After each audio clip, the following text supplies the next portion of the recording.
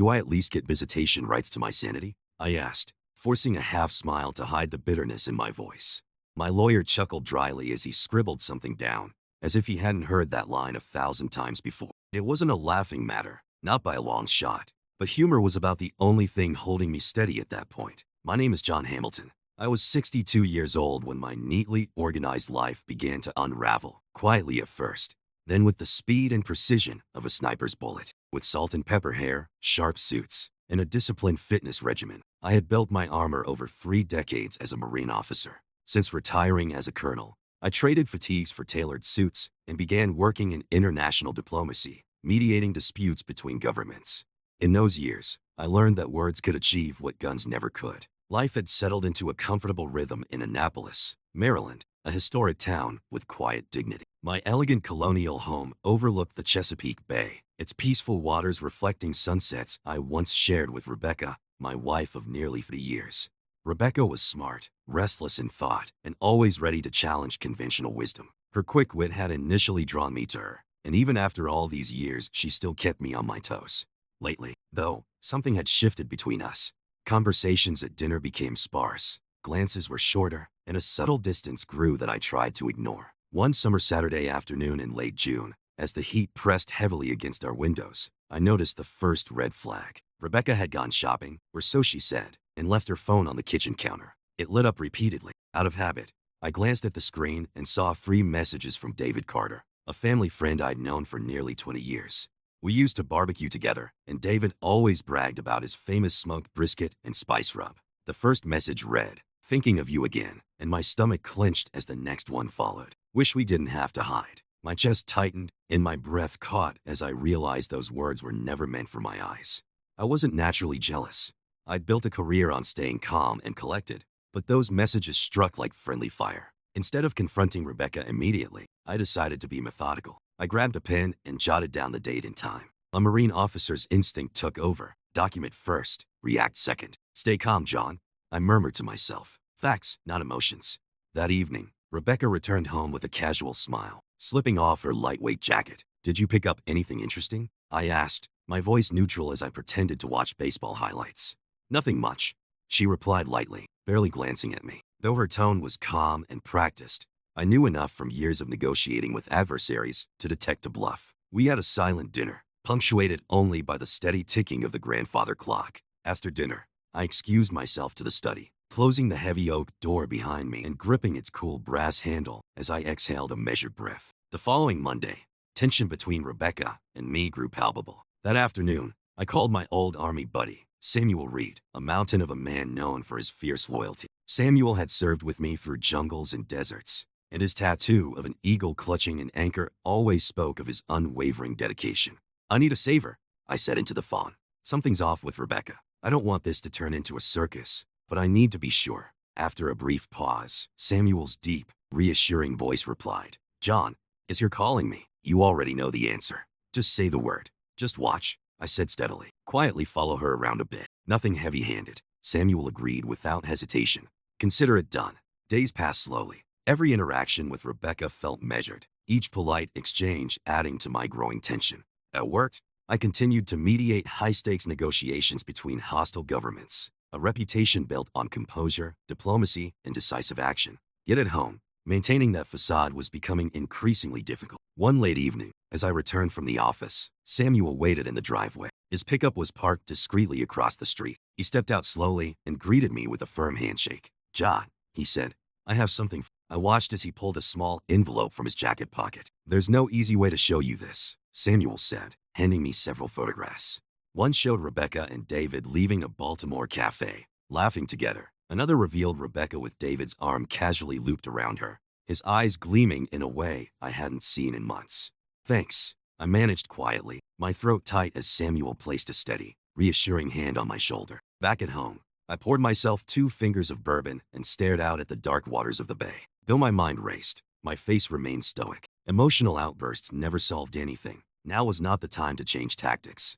I needed strategy, patience, and resolve. No shouting, no confrontations. I needed facts, leverage, and a clear head. The next day, my decision was made. I called my old friend and seasoned lawyer, Charles Brooks, who specialized in complicated divorces and asset protection. Charles, I said firmly, it's time we met again. He chuckled knowingly. That doesn't sound good, John. Want to tell me about it? Not on the phone. Tomorrow at your office. You got it, Charles replied calmly. We'll get ahead of this. That evening, Rebecca was out again, likely with David. The empty house felt haunted by memories of laughter and broken promises.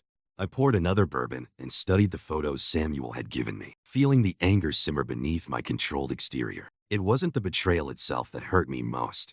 It was the deception, the disrespect, and the gradual erosion of trust I'd spent my life building. Soon after, Rebecca texted. She'd be late. I replied politely, no worries. Take your time. The lie was strategic and bitter, but necessary. My response was not weakness. It was calculated. I needed more than proof. I needed a plan. As darkness fell over the Chesapeake, calm returned like a familiar uniform. I wouldn't let this destroy me. I'd faced hostile dictators and tense crises abroad. But betrayal from within demanded a different kind of warfare, one fought with calculated, deliberate moves. Each step had to secure victory without compromising my honor. That night, alone in my study, I stared at the Marine Corps medal displayed prominently on the wall, illuminated by a dim lamp. Integrity, discipline, strength, in my mind, echoed. Rebecca had chosen deceit, David had chosen betrayal, and I would choose dignity and control. The game had changed. I would hold the high ground, and make no mistake, justice would be served quietly, decisively, and on my own terms. The next morning, I met Charles in his downtown Annapolis office, a historic brick building near State Circle with a discreet brass plaque by the entrance. Good to see you again, John. Charles greeted me with a firm handshake, studying my expression carefully. He gestured toward a worn leather chair opposite his massive mahogany desk. Sit down. Tell me what's going on. I leaned forward and said, Charles, Rebecca is seeing someone else. I placed the photographs on his desk. Charles studied them, his eyebrows raising slightly. David Carter, really? Unfortunately, I replied evenly. Charles exhaled slowly and set the images aside. How do you want to handle this? I want to be thorough, I said, keeping my voice calm and controlled. No drama, no shouting. Just quietly put things in order, protect my assets, and ensure my future. Charles nodded appreciatively. I expected nothing less from you, John. We'll do this by the numbers. Over the next hour, we mapped out a careful strategy. Rebecca had long managed our financial affairs, trusts, retirement accounts, real estate holdings, so I was already in a strong position. Just one thing, John, Charles cautioned, tapping his desk. Are you sure you want to go down this road? There's no turning back. I met his gaze firmly. Charles, I spent 35 years in uniform facing tougher decisions than this. Rebecca made her choice.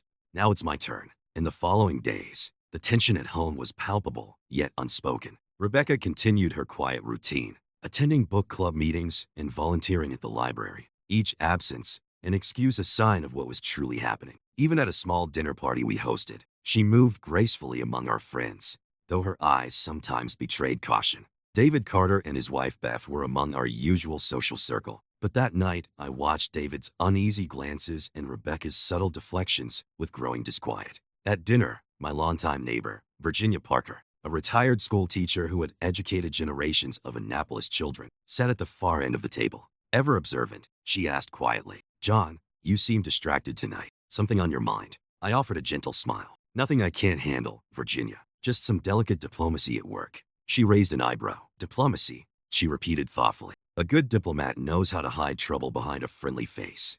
Precisely, I replied softly, before turning back to the conversation. After dinner, I approached David near the patio door where he nursed a drink alone. Beautiful night, I remarked casually. He stiffened, then forced himself to relax. Yeah, it sure is. Summer evenings in Annapolis never disappoint. You seem uncomfortable tonight, David. Everything all right? He hesitated. Long day at work. You know how it is. I maintained a calm gaze as I said, David, I've known you for 15 years. We've fished together. You've sat at my table more times than I can count. Is there something you want to say? His face paled. John, there's nothing. Understood. Enjoy your evening, I said as I walked away, feeling a quiet victory in having unsettled him without a direct accusation. The next day, I met with Admiral Robert Matthews, David's superior at a Baltimore consulting firm, at a quiet cafe near the Naval Academy. Tall, imposing, and disciplined, Robert's old Army tattoo peeked from beneath his rolled-up sleeve. So, Robert, what brings us together today? Work or something more personal, he asked. I replied evenly, David Carter. I'm concerned about his judgment lately. His behavior isn't that of the man you trust with sensitive information. Robert's expression sharpened. Are you implying David is compromised? Nothing overtly professional, but his judgment worries me, I said quietly. I'm keeping this between us because he's been a good friend, but you should know. Robert nodded. I'll keep an eye on him. Say no more. Later that night, Rebecca and I sat in our living room in silence. I was reading a newspaper when she asked, John, you and David seem tense tonight. Did something happen? I met her gaze calmly. What do you ask? She hesitated. You're usually so close.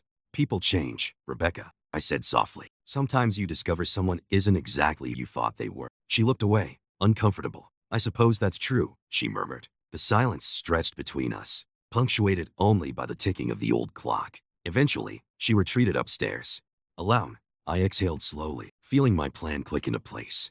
Over the next few weeks, my network expanded. Private investigators gathering evidence, Charles setting up legal protections, and discreet conversations with friends slowly reshaping perceptions without Rebecca or David knowing. Every evening I returned home calm, collected, and determined. Even as my marriage crumbled piece by piece, I never let my emotions betray me. One evening, I sat on the porch next to Virginia as she sipped iced tea. John, she said slowly, after 40 years of teaching, I've seen many patterns. The secret to winning a battle isn't force, it's timing. I smiled. You're always observant, Virginia. She shrugged. Just make sure you don't act too soon or too late. I won't, I promise, I replied, gazing out at the bay. Then my phone buzzed, a message from Samuel. We've got everything, whenever you're ready. I slipped the phone back, aware that Rebecca had made her choice and David his. Now, it was my turn to act, calmly, deliberately, with no room for weakness. No shouting or accusations, only precision. This wasn't revenge, it was justice. The next morning, I sat in Charles's office, reviewing neatly compiled files. Documents and evidence were stacked on his polished mahogany desk, and through the window, I could see sailboats drifting on the Chesapeake. Everything was in place. Charles tapped his pen thoughtfully. John, legally we're in excellent shape. Your affairs are meticulously managed, the investments secure, the trusts fully protected. Frankly, Rebecca won't see this coming. I appreciate it, Charles, I said, folding my hands calmly. I don't enjoy this, but she forced my hand. Once proceed, Charles continued. We can pull the trigger anytime. Just say when. Friday, I replied without hesitation. The dividends will clear by then. We'll move it all into the trust before she notices. He smiled. I'll handle the paperwork. This will be airtight. I rose, shaking his hand firmly. Thanks. What's in this cleanly? The following days passed in deceptive calm. Rebecca continued her routine, visiting friends, making whispered phone calls, while I maintained silence, letting her believe nothing was amiss. Control was all about timing. Then came Friday. Afternoon sunlight streamed through our colonial home as Rebecca watered plants, humming softly. I watched her, feeling a sharp pain at the memories of easier times. I squared my shoulders and said clearly, Rebecca, we need to talk. She glanced up. About us. I replied calmly, and after a brief pause she sat down slowly. All right. We sat across from each other in our living room, separated by the coffee table we'd bought on a trip to Vermont. Her eyes darted nervously, and her fingers twisted in her lap. John, she began, but I raised my hand gently. Please let me speak first. I took a deep breath. We shared 30 years together, Rebecca. Good years, respectable years. I've always trusted you implicitly. I'm not the kind of man who doubts lightly, and you know that. I don't know exactly when things changed, but they did. Maybe it was boredom. Maybe something was missing. It doesn't matter. What matters is honesty. I saw David's messages. I know what's going on. Her face went pale. John, it was never about hurting you. I interrupted softly. No. It might not have been about hurting, but betrayal is betrayal. Let's call it what it is. Rebecca straightened. John, this marriage, it's become predictable, stagnant. I needed more. Predictability isn't always bad, I said evenly. I gave you stability and security, things many longed for, but apparently that wasn't enough. She leaned forward. John, David challenges me intellectually. Our lives became predictable. You have your career and your diplomatic missions. What did I have? Book clubs and charity lunches. You had your dignity. I replied firmly. We both did. A heavy silence fell. Finally, Rebecca asked in a subdued voice, what happens now? I've moved our finances into a trust. It's done, Rebecca. The house, the investments, they're secured. You won't be penniless, but you won't profit from betrayal either. Her eyes widened in disbelief. You already did that. It was necessary, I said calmly. For a moment, anger flared in her eyes before she paced toward the window. You're punishing me. No, I said clearly. I'm protecting myself. Protecting what I've spent my life building. You made your choice, and I made mine. She turned sharply. It sounds like a negotiation. as if we were signing an international treaty, not ending a marriage. I met her gaze steadily. Trust, like treaties, relies on integrity. After a long pause, she sighed and asked, "Then what happens now?" "We both move on respectfully," I answered firmly. "There won't be shouting matches or public spectacles. We owe each other nothing more." She looked at me for a moment, then said, "I underestimated you. No, you misjudged my restraint for weakness. That was your mistake." She nodded slowly and turned away. "Fair enough, John." In the following weeks, our separation proceeded methodically. Lawyers handled the details, friends quietly took sides, and social invitations dwindled. I embraced the solitude with dignity. It wasn't pleasant, but it was right. Then came news about David. One evening at McGarvey's, our usual downtown pub, Samuel informed me, "David's in trouble at work. Henry Frell's got him on a tight leash now. He won't be promoted, there's no doubt." "God," I replied evenly. "That's on him, not me." Samuel smiled faintly. "John, you amaze me. If it were me, I'd do exactly what you're doing." I smiled back. "This isn't about force, it's about finesse." Days turned into weeks as my new routine, jogging along the bay and reading on the porch, brought a quiet liberation. One Sunday morning, while I sipped coffee and skimmed headlines, my phone buzzed. It was Rebecca's older sister, Catherine, her tone tense and defensive. "John, Rebecca told us you've cut her off financially. Is that really necessary?" I replied calmly. "Catherine, there's more to it than that." She pressed on. "She's devastated. She says you're trying to ruin her." I opened a folder on my desk, revealing photos and receipts. "Catherine, I don't want to battle. Rebecca made choices that led us here. I'll send you the evidence so you can see for yourself." Within days, Rebecca's family began to distance themselves, embarrassed by the undeniable evidence. The betrayal was now hers alone to bear. I never let bitterness take hold. Anger is weakness. Dignity is power. Every morning, I went to work at the State Department, mediating conflicts far more volatile than my own, secure in the strength of self-control and decisiveness. Late one evening, alone in my study, I gazed out over the bay. Rebecca's belongings were already boxed, ready for removal. I had lost a partner, yes, but I had gained something more important, self-respect. Life wasn't over. It was just beginning again, on my own terms. My evenings became quieter, spent reading or jogging along the waterfront, absorbing the calm predictability of my disciplined existence. At 62, I had no desire to become a bitter old man nursing grudges. Instead, I focused on moving forward steadily and deliberately. Yet fate, as always, would test my resolve. After a particularly tense negotiation involving European trade disputes, my supervisor, Ambassador William Turner, called me into his spacious oak-paneled office. "John, you've done exceptional work," he began, fixing me with his intense gaze. "We've noticed."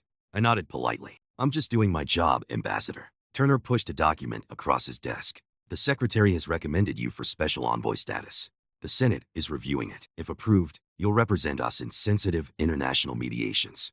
It's an enormous responsibility." I examined the official letter, the embossed State Department seal catching the afternoon sun. "It's an honor," I replied evenly, "and a challenge I'm ready for." Turner smiled. "We need people who project stability and strength without bluster. You've always had that, John. It's why they picked you." Later that evening, as I walked toward my favorite restaurant, Candler's, along Mill Creek, Samuel called again. His voice was subdued. "John, David reached out once more. He's not doing well, lost the house, and his marriage is over." I listened, exhaling slowly in the chilly evening air. "Samuel, what exactly does he want?" He hesitated. "He's desperate, John. Wants your forgiveness, thinking it might fix his mess." I paused under a street lamp. "Forgiveness is possible, but forgetting isn't," Samuel replied. "You don't owe him anything." "Maybe not," I said firmly, "but closure isn't weakness. Tell David to come see me tomorrow." Samuel sighed, relieved. "You're a better man than most, John." That very evening, David arrived at my doorstep, shoulders hunched, hands buried in his coat, his face drawn. "John, I've made a complete mess," he said shakily. "I've lost almost everything." I regarded him calmly. "David, choices have consequences. You knew that when you crossed the line." He lowered his eyes.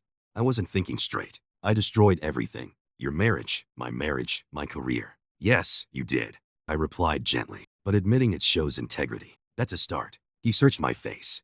"John, why aren't you angry?" I was furious. I answered honestly. "Anger isn't productive. It's destructive. My life has taught me to control my emotions instead of letting them control me." David shook his head. "You handled this so calmly, as if it didn't touch you at all." "It did touch me deeply." I met his eyes. It reminded me of who I am and who I refuse to become. David swallowed hard. "I came expecting anger or hate, maybe even fists. I don't know how to handle kindness. I said, this isn't about kindness, David. It's about decency. I won't waste energy on anger or revenge, but I won't pretend it didn't happen either. He exhaled slowly. Fair enough. Weeks later, I received word that the Senate confirmed my nomination as special envoy. Work became busier and more fulfilling than ever. Young diplomats sought my advice, drawn to the steadiness of experience. A few months had passed since Rebecca's quiet exit, and my life had settled into familiar rhythms. Missions abroad, fragile truces negotiated with the confidence only experience can bring. All of it confirmed that my appointment was earned through patience, not aggression. The satisfaction was not arrogance. It was the reward for years spent navigating stormy seas. One afternoon, returning home early after a successful diplomatic summit in Geneva, I found a handwritten note slipped under my door. In Lillian's neat handwriting, it read, "Congratulations, John. You've earned every bit of this." I smiled, grateful for her wisdom. Annapolis was a tight-knit town, its people loyal to integrity and quick to dismiss betrayal. Rebecca and David had drifted out of my life, absorbed in their own choices. I felt no sorrow, only a calm satisfaction that the chapter was closed. Late one afternoon, Samuel appeared at my doorstep, grinning as he tossed a pair of fishing rods into his truck bed. "Grab your gear, Colonel," he called. "We're going out on the water. Don't ask twice." I grabbed my windbreaker, and soon we were gliding from the harbor on a boat across the Chesapeake. Samuel settled beside me, scanning the calm horizon. "How you holding up, John?" "Better than expected," I answered truthfully. "Life is good, Samuel. No regrets." He nodded slowly. "You're stronger than I'd have been. I'd still be fighting," I said quietly. "Fighting battles isn't about revenge. It's about surviving long enough to outlast your opponents." Samuel chuckled, and we cast our lines in comfortable silence. Two men united by quiet strength and friendship. Several weeks later, after a long negotiation abroad that resulted in a hard-won peace agreement, I received a handwritten note from Secretary Allen White. "Outstanding work, Colonel. We're lucky to have your wisdom and diplomacy. Keep up the good fight." I placed the note next to my Marine Corps medals and old photographs, proof that integrity and discipline had carried me through betrayal and propelled me forward. One evening, as summer approached again, a knock at my door broke my quiet reflections. I opened it to find Ambassador William Turner, the young diplomat I'd mentored, holding a bottle of expensive bourbon. "Colonel Hamilton," he said warmly, "I just wanted to thank you properly. I've been assigned overseas, negotiating alongside Ambassador Turner himself, and I couldn't leave without showing my appreciation." I shook his hand firmly. "Good man, Thomas. I'm proud of you." Later, over bourbon in my study, Thomas said thoughtfully, "Everyone at State says you never lose your cool no matter what happens." I laughed softly. "Years of practice." He smiled knowingly. "It's more than that. I see control, discipline, and calm under fire. I want to be that man someday." I nodded steadily. "You already are. Just keep choosing dignity over drama." Thomas raised his glass. "I'm sincere to dignity." I agreed. My battles have never been won through anger or retaliation. Victory comes from composure, dignity, and quiet courage. If you enjoyed the story, please like and subscribe.